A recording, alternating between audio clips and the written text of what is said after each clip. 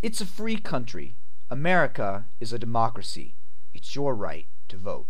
These cliches are tossed around so much in Americana that most people believe they're true. Sadly, these beliefs are as realistic as an Arnold Schwarzenegger sci-fi movie. In fact, when America was young, voting was a privilege reserved for the strong, upstanding citizens of uncompromised moral fortitude and commanding mental faculties. The vote was privileged to the few, the proud, the aristocracy. In other words, landed white males. That was hundreds of years ago, you may say. Times have changed. Indeed, times have changed. Let's look at exactly how long it took for the country to accept, everybody else. The Constitution was ratified in 1790. Voting rights at this time extended only to people who looked like the guys on money. It wasn't until 1850, a full 60 years later, that property ownership and tax requirements were eliminated for white men. In 1870, the 15th Amendment to the Constitution was ratified, granting voting rights to former slaves. This went largely ignored for the remainder of the millennium. It wasn't until 1913 that American citizens actually voted for members of the Senate. Until then, they were directly appointed by state legislatures. In 1920, fully 130 years after the Constitution was ratified, women were granted the right to vote. 4 years later, Native Americans, who had lived in what is now called the United States for millennia, were granted full rights as citizens. And in 1965, the Voting Rights Act was introduced. An act that changed the privilege to an inalienable right. A right tantamount to those other sacred things, life, liberty, and all that. This, of course, led to the utopian age of brotherhood, equality, and total democracy, the epitome of social justice. Okay, not really. Even today, voting in the United States is not as easy as it looks. Despite a plethora of laws, acts, and amendments that purportedly protect the rights of the voter, myriad ways of depriving citizens of what is now a basic right continue unabated to this day. In some states, as many as a third of African American men lack the right to vote through a process often called felon disenfranchisement. Felon disenfranchisement is the institutionalized process of systematically prohibiting a certain class of Americans from utilizing their voting voice. According to the U.S. think tank Demos, 48 states impose some voting restrictions on people with felony convictions, ranging from a prohibition from voting while incarcerated to a virtual lifetime ban. In 2004, these laws were responsible for taking the right to vote away from 5.3 million Americans with felony convictions. That's almost 2% of the U.S. population. This number of deprived citizens goes unrivaled by other Western democracies. In addition, the United States is the only Western nation that continues to disenfranchise their citizens after they have completed their sentences. Every state has a different, convoluted system for restoring and protecting voting rights of ex-felons, a system that is rarely properly explained to the people who need to use it. You might think that the effects these laws have on elections is insignificant, but you would be wrong. Between 50,000 and 750,000 Floridians are voteless because of past felony convictions. Had 1% of these individuals voted in 2000, splitting only 60-40 for Al Gore, the Democrats would have won the White House. Contrary to popular belief, felon disenfranchisement laws are not part of criminal sentences at all. Rather, they are part of state election law. It is not the court system that is stripping away the right to vote from felons, but rather state lawmakers and election officials.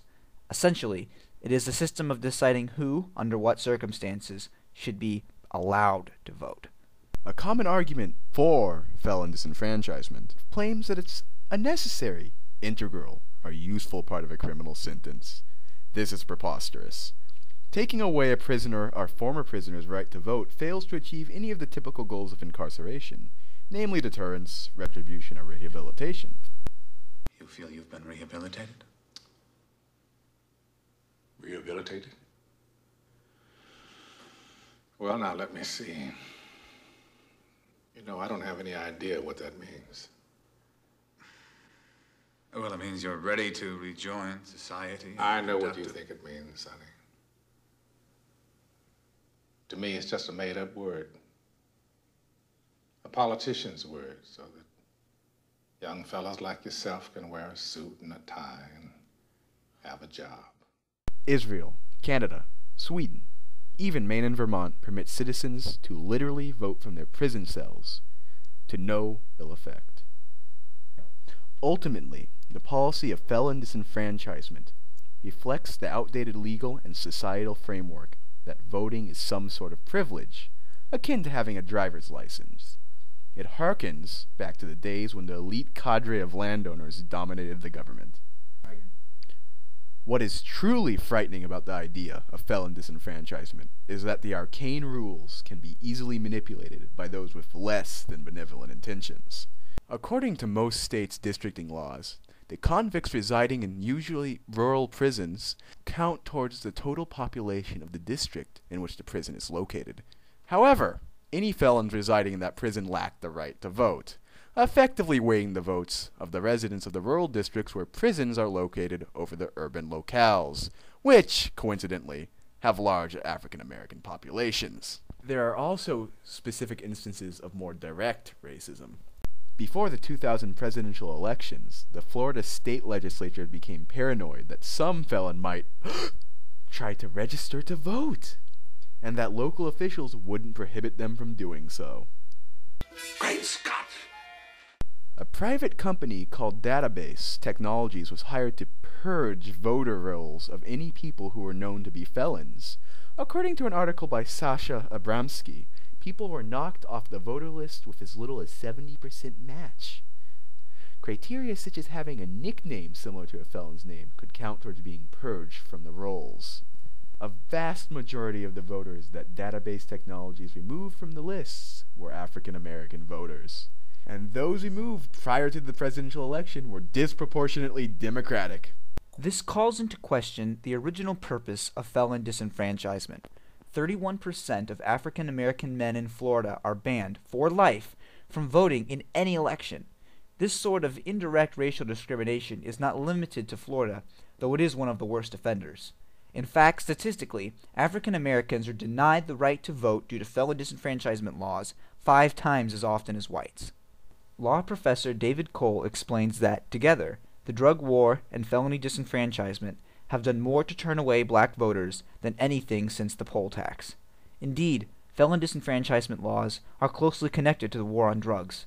According to Demos, scholars estimate that 14% of illegal drug users are black, yet blacks make up 55% of those convicted and 74% of those sentenced for drug possession. According to the U.S. Sentencing Commission, 65% of crack cocaine users are white, but 90% of those prosecuted for crack crimes in federal court are black and are subject to greater penalties than powder cocaine offenders. This isn't to say that there's some sort of modern racist cabal. Many of these laws were written by racists years ago. The problem is that felony disenfranchisement and felony drug laws interact to perpetuate the sort of institutional racism that is sometimes mentioned. Nationally, due to felon disenfranchisement laws, 7.5% of all black adults, men and women, are unable to vote. This compares with 1.5% of whites. Voting rights in the United States have expanded over the course of the last couple centuries, but the battle for protecting them isn't over. Remember that. 1. Felon disenfranchisement serves no criminal rehabilitation purposes. 2. Disenfranchisement laws can and are used nefariously to manipulate elections. 3. The laws have the ultimate effect of denying the voting rights of African Americans disproportionately.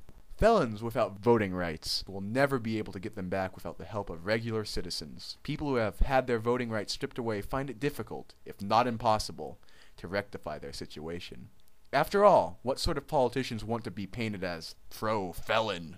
Well, maybe we have made some progress after all. Write your congressman about your stance on the issue, and if possible, support a politician who favors restoration of felons' voting rights. After all, your voice matters, doesn't it?